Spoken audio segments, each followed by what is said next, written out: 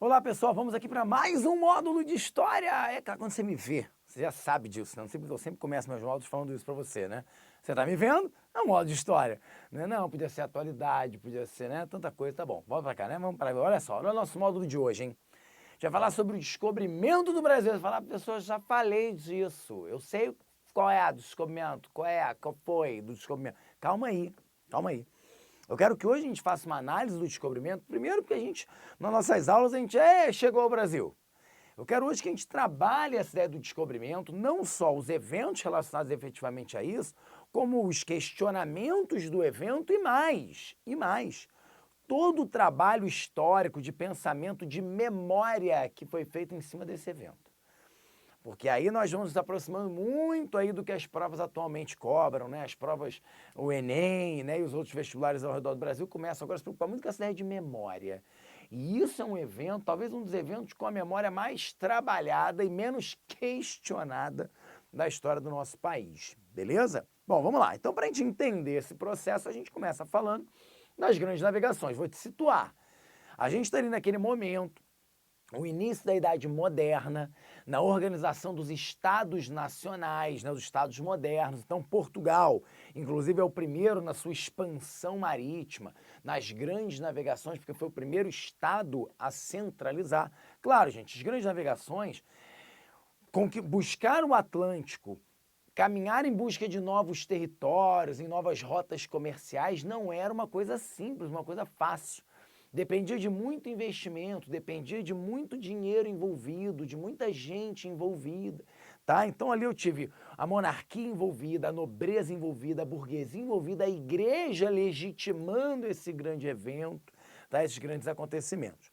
Tá bom, mas aí vamos lá. Então nós temos, claro, é aquela busca de novas rotas. A gente fala, os portugueses estavam claramente a caminho de um novo, né, um caminho inteiramente marítimo para as Índias. Um novo caminho para as Índias, já que o Mediterrâneo era controlado pelos italianos. Perfeito, é isso aí. Você tem que entender que essa epopeia marítima portuguesa, como Camões descreveu, ela tinha por objetivo inicial, sim, claro, superar os problemas de Portugal, do recém-fundado Estado português, buscar fiéis para a igreja, mas sim, buscar comércio, isso era muito importante, para a sobrevivência do Estado português.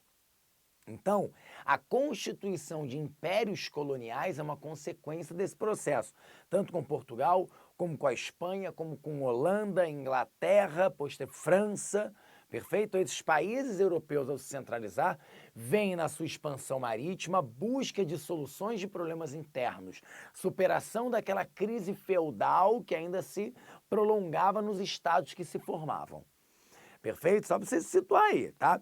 E os portugueses, de fato, vão fazer o famoso périplo africano. Então, quando eu falo aqui de expansão marítima e grandes navegações, a primeira coisa que você imagina em relação a Portugal não é a América. A primeira coisa que a gente tem que pensar é a África, que foi o grande território explorado nesse processo de expansão.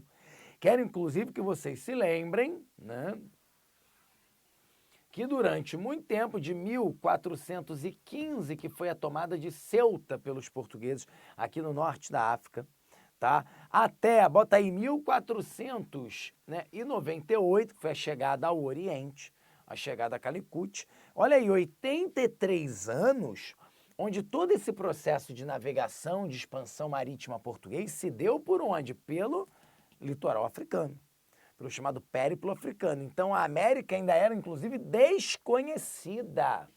Até pelo menos 1492, a América era desconhecida. Então, isso aqui a gente vai ver que a descoberta da América e o processo de colonização da América, então a descoberta, entre aspas, do Brasil, né?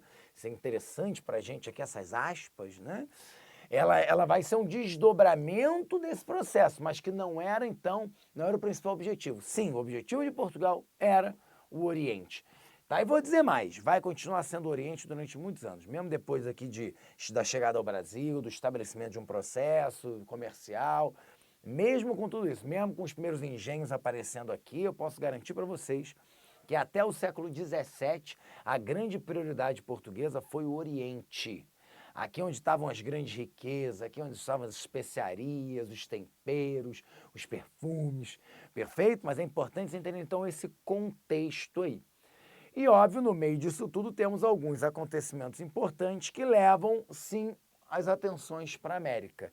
E é nesse sentido que vai surgir essa América portuguesa, que nós vamos chegar já já.